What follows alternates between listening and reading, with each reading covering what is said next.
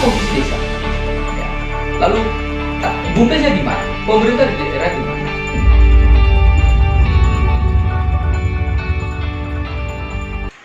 Oke, salam berdesa buat kawan-kawan berdesa dimanapun berada. Hari ini saya akan bicara soal bagaimana rencana pemerintah terkait dengan ketahanan pangan yang secara existing. Saya kemarin langsung ketemu dengan para penggiat desa, para petani ya di daerah Magelang, tepatnya di daerah Grabak, lalu kemudian Kopeng dan sekitarnya, yang secara tipologi dan potensi desa-desa ini adalah desa penghasil sayur ya. Nah, sengaja saya taruh di meja ini beberapa hasil produksi oleh petani-petani di desa di wilayah Grabak, Kopeng dan sekitarnya. Nah, ini menarik sebenarnya karena ada bicara soal ketahanan pangan. Salah satu unsur yang paling dominan yang tidak boleh dinegasikan bicara soal ketahanan pangan yaitu desa. Yang kedua adalah core yang paling inti adalah para petani. Nah, saya sedikit mengkritik ya soal bagaimana konstruksi dan narasi undang-undang pertanian kita ya. Nah, kalau saya membahasakan undang-undang pertanian kita tidak berpihak kepada petaninya. Seharusnya narasi undang-undang itu adalah undang-undang petani ya, karena bicara soal basis produksi ini adalah yang dilakukan oleh petani. Undang-undang pertanian ini lebih banyak mengatur ya di supra petaninya ketimbang kedaulatan, bicara soal kedaulatan petani.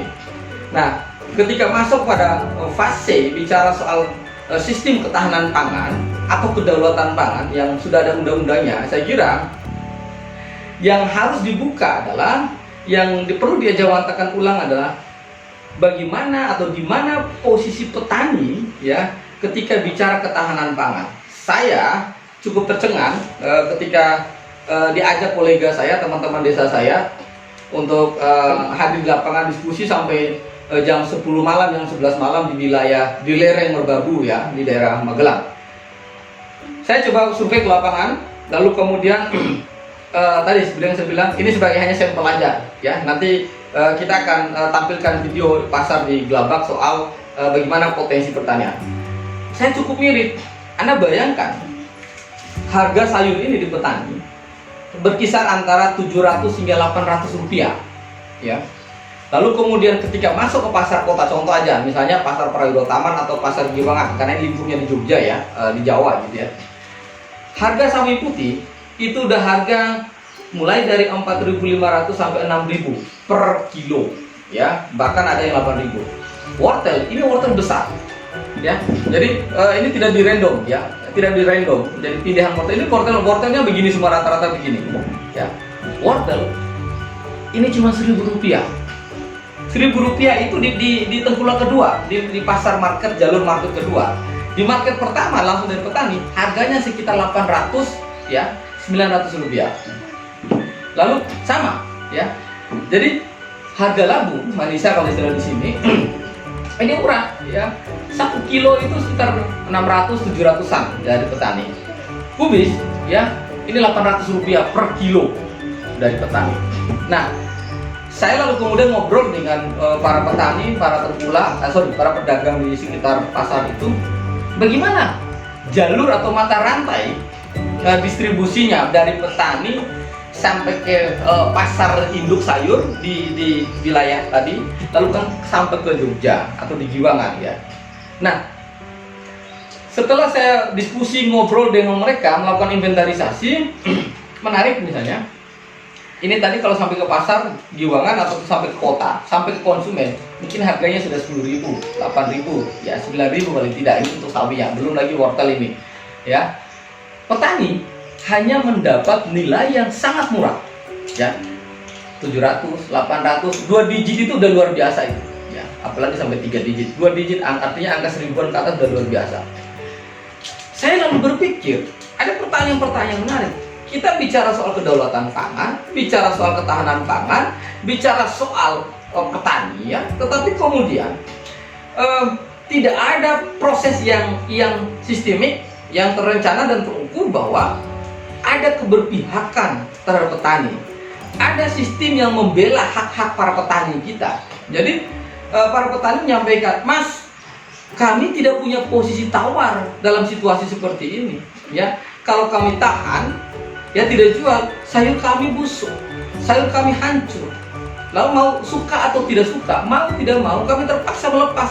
Ya, yang saya mencengangkan ada begini. Ternyata para tengkulak itu juga menggunakan mekanisme yang mereka ciptakan sendiri. Misalnya, kalau Anda beli 10 kuintal, maka yang dibayar itu hanya 9 kuintal. Nah, 1 kuintal itu adalah jaminan. Misalnya alasannya para tengkulak nanti takut busuk dan lain-lain. Anda bayar, harganya sudah murah, ya. Lalu kemudian, ada sistem korting istilahnya, jaminan, ya, garansi. Jadi beli 10 kilo misalnya, free-nya hanya dibayarkan itu hanya 9 kilo. Itu mekanisme siapa yang atur? Mekanisme yang diatur adalah mekanisme yang tengkulak. Lalu di mana posisi pemerintah daerah? Di mana posisi negara lah kalau kita bicara dalam sistem kedaulatan dan ketahanan pangan kita? Kalau kemudian kita bicara soal kedaulatan pangan, lalu kemudian sementara posisi petani itu hanya menjadi subsistem dalam sistem ekonomi, dalam sistem kedaulatan pangan, maka jangan berharap kita bicara akan ada regenerasi para petani kita, karena tidak akan ada yang menguntungkan. Nah, lalu apa solusi yang ditawarkan? Setelah diskusi panjang dari para pegiat, ya, para petani, saya mencoba memberikan masukan 3 hal. Ya, yang pertama adalah ini pada level makronya, level nasional. Ya, saya kira perlu merevisi undang-undang pertanian kita, lalu kemudian undang-undang ketahanan pangan kita, yang mana posisi para petani di seluruh republik ini bukan lagi sebagai objek eksploitasi, tetapi sebagai subjek. Artinya apa? Mereka juga punya kedaulatan dalam menentukan harga, dan mereka juga punya kedaulatan bagaimana terlibat di dalam sistem mekanisme pasar. Ini tidak pernah dilakukan. Kalau ini dilakukan, saya kira tidak ada lagi petani-petani yang berteriak. Ya. Yang kedua adalah yang dilakukan misalnya begini. Saya melihat di beberapa daerah ini yang semalam atau kemarin saya lakukan, ya, di mana posisi desa. Ya. Lalu bumdesnya di mana? Pemerintah di daerah di mana? Nah, pemerintah desa, ya, ini kritikan juga buat teman-teman di desa, ya. Dalam rangka mendirikan badan usaha, dia melenceng jauh dari tipologi dan potensi desa, cenderung melakukan sesuatu yang kemudian tidak memberi benefit kepada masyarakat. Ini kritikan tajam buat desa dan bumdes. Ya. Harusnya kalau kita bicara soal hal-hal yang normatif, soal yang idealis, ya, hal-hal yang begini menjadi potensi untuk merancang bisnis plan agar memberi asas manfaat terhadap para petani-petani sayur tadi itu dirasakan langsung. Misal, sederhana, ada satu desa di dalam beberapa kecamatan, ya, lalu kemudian karena kendala mereka katanya, kami kan tidak punya angkut nih Mas, kami tidak punya modal untuk menyediakan sarprodi, ya, membeli sarprodi, akses terhadap sarana produksi pertanian, misalnya beli bibit, pupuk dan lain-lain, ya. Lalu kemudian ketika panen, ngangkutnya dari kebun atau dari lahan mereka bawa ke pasar, itu butuh modal. Nah, ini menjadi peluang sebenarnya bagi desa untuk terlibat berpartisipasi, memberi kemanfaatan kepada para petani-petani kita. Apa? Masa sih nggak bisa bumdes, ya, menyertakan modal? Belilah pick up bekas, ya. Kalau mau agak-agak ini, ya, beberapa desa itu tadi 25 desa misalnya, begitu invest 500 beli pick up mobil bak terbuka yang besar. Untuk apa? Untuk ngangkut, ya. Lalu kemudian bumdes bisa berperan dalam tanda kutip sebagai broker di situ. Tetapi ada kesepakatan harga, misalnya yang tadi harga ini Rp700 langsung di para petani, naikin dong Rp1.000 petani, ada margin 300, lumayan, ya. Jadi petani itu semangat, atau bila perlu 1.100 lah. Lalu kemudian bumdes itu yang mengantar keliling, mendistribusikan ke seluruh pasar-pasar, baik yang ada dalam satu kabupaten ataupun antar kabupaten, ya. Jadi income-nya gimana? Bawa ke pasar tahap kedua, di pasar-pasar besar tadi itu, Anda dihitung aja, untung 300, hitungan saya sih 1 kilo untuk buat keangkutan itu marginnya 100 untuk biaya angkutnya udah berbayar. Artinya apa? Selisih kurang lebih 300 rupiah ya, itu bisa menjadi bagian dari pendapatan dari bisnis BUMDesnya. Kenapa ini tidak dilakukan? Nah, setelah saya melacak, kami tidak didukung ya, karena tengkulaknya terlalu besar, mekanisme tengkulak terlalu kuat. Jadi akhirnya apa? Yang kecil-kecil tadi bahkan dalam tanda petik pemerintah desa pun kalah. Nah, ini butuh keberanian. Keberanian ini akan terjadi kalau kemudian ada daya dukung, ada political will yang dilakukan oleh pemerintah daerah setempat. Bagaimana melakukan dalam tanda petik memproteksi, ya, mensubsidi, meregulasi soal keberadaan para petani tadi sehingga mereka kedaulatan terbukti. Yang kedua adalah pemerintah daerah. Saya membayangkan antara kota Jogja dengan Kabupaten Magelang atau dengan kabupaten lain sekitar penghasil-penghasil ini, contoh ya, bikin kerjasama antar daerah. Jadi yang menyuplai bahan baku sayur dan lain-lain untuk distribusi, menjaga inflasi dan stabilitas harga makanan, bahan pokok atau bahan panganan yang ada di satu wilayah kota Jogja misalnya, ada MOU kerjasama antara dua daerah ini dan itu legal. Nah, distributornya siapa? Pembelinya siapa? Ini petani yang dibawa koordinasi oleh BUMDes, badan usaha milik desa, baik yang satu desa ataupun BUMDes bersama, yang kemudian itu yang setiap hari, setiap minggu bisa mengangkat langsung hasil produksi petani tadi bawa ke pasar-pasar Jogja.